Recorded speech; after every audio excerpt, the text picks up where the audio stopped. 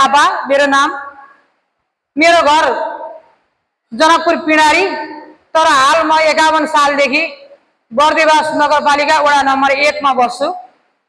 म 2074 सालमा नेकपा एमालेबाट प्रदेश सभाको लागि निर्वाचित सांसद हो।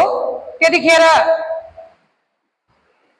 यो महिला बालबालिका तथा सामाजिक न्याय समितिको सदस्यको रूपमा पनि काम गरेँ र हाल अहिले 79 मा पनि मैले प्रत्यक्ष निर्वाचित सांसद हुँ। र अहिले पनि म पहिले लेखा समितिमा थिएँ र अहिले लेखा समितिबाट यो महिला बालबालिका तथा सामाजिक न्याय समितिको सदस्यको रूपमा काम गरिरहेको छु। प्रदेश सभामा 107 जना छौँ। 8 वटा जिल्लाबाट 64 वटा निर्वाचन संघीय क्षेत्र बाट हामी एउटा जिल्लाबाट 4 वटा निर्वाचन क्षेत्र रहन्छ।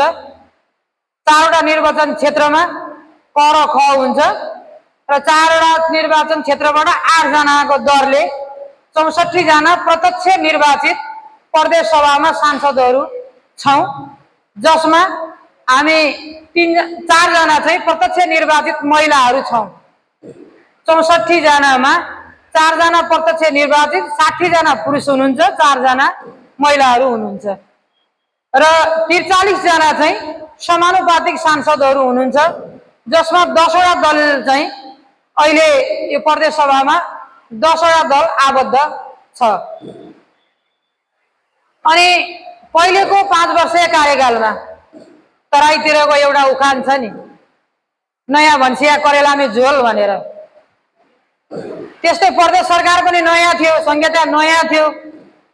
अनुभव नभइसकेको कारणले गर्दाखेरि सुरुवातमा 7 वटा मन्त्रालय थियो, 7 वटा विषयगत समिति पनि थियो। अनि दल त्यो समितिमा कुनै पनि समितिमा महिलाले सभापतिको भूमिका निर्वाह गर्ने अवस्था थिएन, पाइएको थिएन। समितिको सभापति पनि पुरुष, दलको नेता पनि पुरुष, दलको प्रमुख सचेतक पनि पुरुष, मान्य मन्त्रीहरू पनि पुरुष। बाध्यात्मक अवस्थाले कानुनले दिएको भन्दा बाहेक अन्य कुनै ठाउँमा चाहिँ महिलाको उपस्थिति थिएन। बाध्यात्मक अवस्थामा पनि महिलाहरू चाहिँ माइनस थियो। एउटा उपसभामुख महिला हुनुहुन्थ्यो र 1 जना राज्य मन्त्री महिला हुनुहुन्थ्यो, जबकि कानुनले ती कुराहरूलाई चाहिँ सम्बोधन नगरेको अवस्था हो। 7 वटा विषयगत समितिमा कम्तीमा 3 जना महिला चाहिँ मागेको हुन्छ र दलगत हिसाबले दलगतको भाग लगाउँदाखेरि दलबाट पुरुषहरूलाई नै पठाइयो र त्यसमा सांसदको भन्दा बाहेक अलिक फरक तरिकाको सुविधाहरू पाउने ठाउँमा महिलाहरूको चाहिँ उपस्थिति रहेन। त्यसै गरी ककस हुन्छ एउटा, त्यो ककस बन्ने अवस्था पनि महिलाको रहेन। त्यसपछि वार्षिक रूपमा प्रदेश सभाले स्थापना दिवसको सम्झना स्वरूप वार्षिक दिवस मनाइन्थ्यो। त्यो वार्षिक दिवसमा पनि समग्र 107 जनाबाट केही क्राइटेरिया पुरा गरेपछि प्रदेश सभाले चाहिँ सम्मान गर्छ, त्यसमा पनि पुरुषहरू नै। र अहिलेको दोस्रो कार्यकालमा हामी महिलाहरूले, पहिले हामी 39 जना महिला थियौँ, अहिले दोस्रो कार्यकालमा आइपुगेपछि हामी 43 जना महिलाहरू चाहिँ सहभागी छौँ, जसमा 4 जना प्रत्यक्षबाट 43 मा 39 जना चाहिँ समानुपातिकबाट महिलाहरू चाहिँ त्यसमा आबद्ध छौँ। र पहिले पनि हामीले सदनलाई हामी बोलिरहने, सभामुख सुनिरहने, अनि त्यसको कार्यान्वयन हुँदैन थियो। तर 5 वर्षीय कार्यकालमा हामीले भन्दा गरेपछि अहिलेको यो कार्यकालमा आएपछि मन्त्री पनि महिला हुनुहुन्छ। सन्तोषजनक अवस्थामा चित्त बुझाउने उसादमा चाहिँ होइन, तर हिजो हुँदै नहुने ठाउँमा भन्दा आज एउटा भए पनि शिक्षा मन्त्री चाहिँ लोकसभाबाट माननीय रानी शर्मा तिवारीले प्रतिनिधित्व गरिरहनु भएको छ। एउटा अब्बल महिला हुनुहुन्छ, एउटा अब्बल चाहिँ मन्त्रालयको मन्त्री हुनुहुन्छ। शिक्षा जस्तो महत्त्वपूर्ण मन्त्रालयको जिम्मेवारी पाउनु भएको छ। कोट लाउने ठाउँ कहीँ नभइकन उहाँले आफ्नो मन्त्रालयको जिम्मेवारी चाहिँ सम्हाल्नु भएको छ।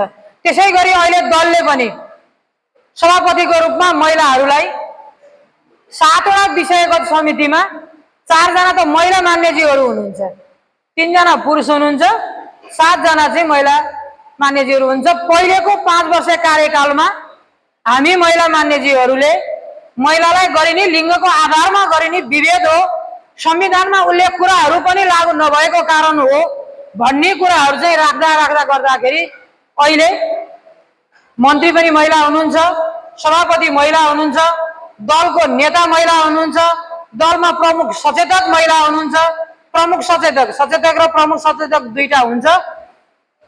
थोरै मान्ने भन्दा अलिकति सेवा सुविधाहरू हुन्छ, त्यो सेवा सुविधा पाउने ठाउँमा अहिले महिलाहरूको चाहिँ उपस्थिति छ।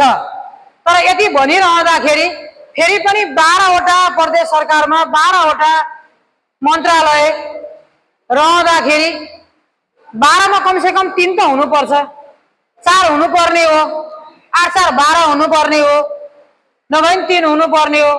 तर एउटै मात्रै मन्त्रालय दिएर अहिले महिलाप्रति चाहिँ अन्याय भइरहेको छ। त्यसमा पनि फेरि महिलाहरूको चाहिँ आवाज उठिरहेको छ। अनि वार्षिक रूपमा सम्मान गर्ने कुराहरूमा हामी महिलाहरूले आवाज उठायौं।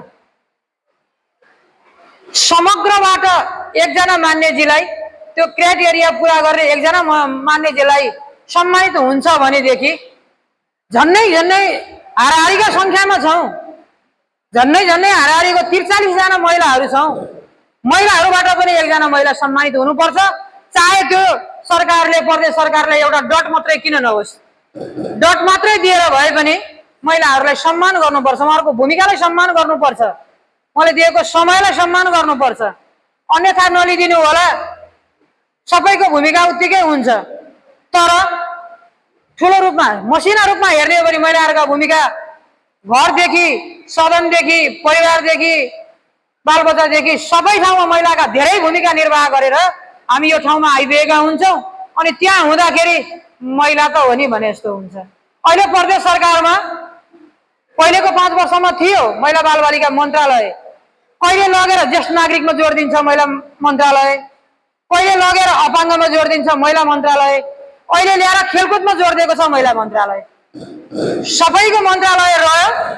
अहिले महिला मन्त्रालय त्यति हुँदा पनि खारेज भएर सामाजिक तथा खेलकुद मन्त्रालय भनेर राख्यो। सामाजिक मन्त्रालयमा त तपाईँ पनि पर्नुहुन्छ, म पनि पर्छु। महिला मन्त्रालय भनेर सम्बोधन अहिले सरकारले त्यो मन्त्रालयलाई हटाएको छ। समिति चाहिँ छ तर मन्त्रालय छैन। त्यसको लागि पनि हाम्रो आवाज चाहिँ हिजो जुन मन्त्रालयले नाम पाएको थियो त्यही मन्त्रालयको नाम फेरि हुनुपर्छ भन्ने कुराहरू चाहिँ हामीले राखिरहेको अवस्था छ।